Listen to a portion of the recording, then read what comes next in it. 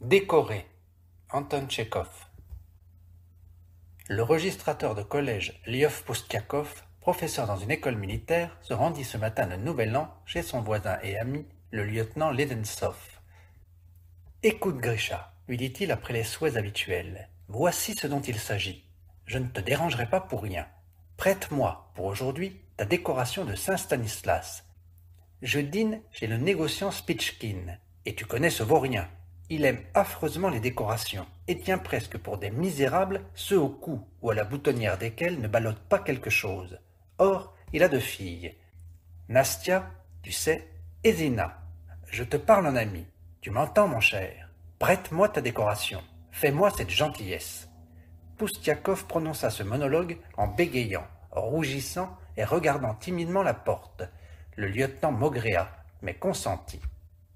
À 2 heures, Poustiakov se rendit en voiture chez les Spitchkin, et, la pelisse légèrement entr'ouverte, il regardait sa poitrine sur laquelle étincelait l'or et chatoyait l'émail du Saint-Stanislas, qui ne lui appartenait pas. On en ressent même un peu plus de respect pour soi-même, pensait-il en soupirant. Un hochet qui coûte dans les 5 roubles, et quel effet cela produit? Arrivé devant la maison des Spitchkin, Poustiakov ouvrit sa pelisse et paya lentement le cocher. Il lui sembla que l'izvotchik, remarquant ses pattes d'épaule, ses boutons et sa décoration, en était pétrifié. Le registrateur entra avec un toussotement satisfait. De l'antichambre, en quittant sa pelisse, il jeta un regard dans la salle à manger. Une quinzaine de personnes qui dînaient étaient déjà assises à la longue table. On entendait un bruit d'assiettes et des conversations. « Qui donc a sonné » s'enquit la voix du maître de maison. « Ah, bah, Lyov Nikolaïevitch, soyez le bienvenu. Vous êtes un peu en retard, mais n'importe. On ne vient que de se mettre à table. » Poustiakov, bombant la poitrine, leva la tête et entra dans la salle en se frottant les mains. Mais il y aperçut quelque chose de terrible.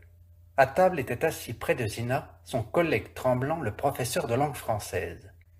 Laisser voir la décoration à son collègue eût donné lieu à nombre de questions des plus désagréables, dont Poustiakov eût été couvert de honte et décrié pour toujours. La première pensée du registrateur fut d'enlever la décoration, ou de s'enfuir, mais l'insigne était solidement cousu et la fuite était impossible. Couvrant vite la décoration de sa main droite, Poustiakov se courba, fit gauchement un salut général et, sans serrer la main de personne, se laissa tomber sur une chaise libre, juste en face de son collègue français. Spitchkin, voyant sa mine confuse, se dit « Il doit avoir bu ». On plaça devant Poustiakov une assiette de potage. Il prit la cuillère de la main gauche, mais se rappelant qu'il ne faut pas dans la bonne société manger de cette main-là, il déclara qu'il avait déjà dîné et ne voulait rien reprendre. « J'ai déjà mangé, balbutia-t-il. Grand merci. Je suis allé faire visite à mon oncle, l'archiprêtre Yeleyev, et il m'a demandé de dîner. » L'âme de Poustiakov s'emplit de lancinante angoisse et de rancœur. Le potage avait une savoureuse odeur, et il montait de l'esturgeon bouilli un fumet extrêmement appétissant. Le professeur essaya de dégager sa main droite et de cacher la décoration de la main gauche, mais ce n'était pas très commode. « On va remarquer, et ma main sera étendue sur ma poitrine comme si j'allais chanter. Seigneur, si le dîner pouvait finir vite, je dînerais en sortant dans une taverne. » Après le 3e plat, Poustiakov regarda d'un œil timide le Français. Fortement troublé par quelque chose, Tremblant le regardait sans rien manger lui non plus.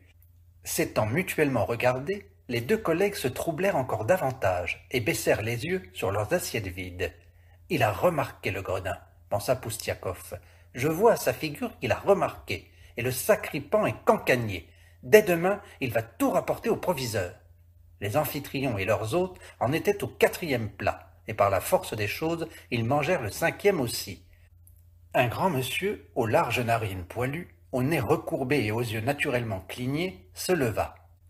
Il ramena ses cheveux en arrière et dit d'une voix claironnante « Je propose de boire à l'épanouissement des dames ici assises. » Les dîneurs se levèrent bruyamment et saisirent leurs coupes.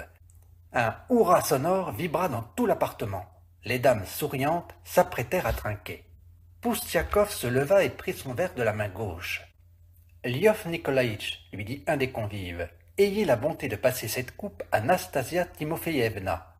Contraignez-la à boire. » Poustiakov, à ce moment-là, dut à son grand effroi se servir de sa main droite. Le saint Stanislas au ruban rouge, moiré, apparut enfin au jour et se mit à briller. Le professeur, pâlissant, baissa la tête et regarda craintivement du côté du Français. Celui-ci le regardait avec des yeux étonnés, interrogateurs. Ses lèvres souriaient malicieusement, et la gêne abandonnait lentement son visage.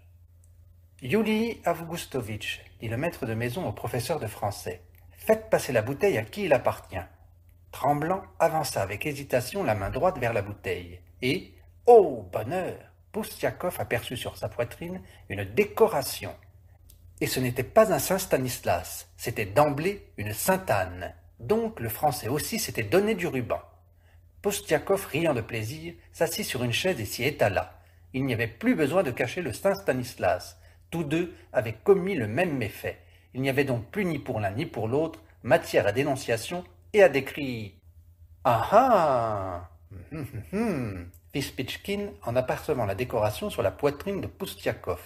« Oui, monsieur, dit le professeur. C'est chose étonnante, Yuli Avgustovitch, comme il y a eu peu de décorations chez nous pour les fêtes. Il n'y a eu que vous et moi qui en ayons reçu. C'est étonnant. » Tremblant, inclinant gaiement la tête, tendit son revers gauche sur lequel s'étalait glorieusement une Sainte-Anne de 3e classe. Poustiakov, après le dîner, fit le tour de l'appartement, montrant de pièce en pièce sa décoration aux demoiselles. Il se sentait l'âme légère, allègre, bien que la faim le pinçât au creux de l'estomac. Si j'avais su, pensait-il en regardant Tremblant avec envie, qui parlait décoration avec Spitchkin, j'aurais arboré un Saint-Vladimir. Ah, n'y avoir pas pensé. Seule cette idée le torturait. Pour le reste, il était tout à fait heureux.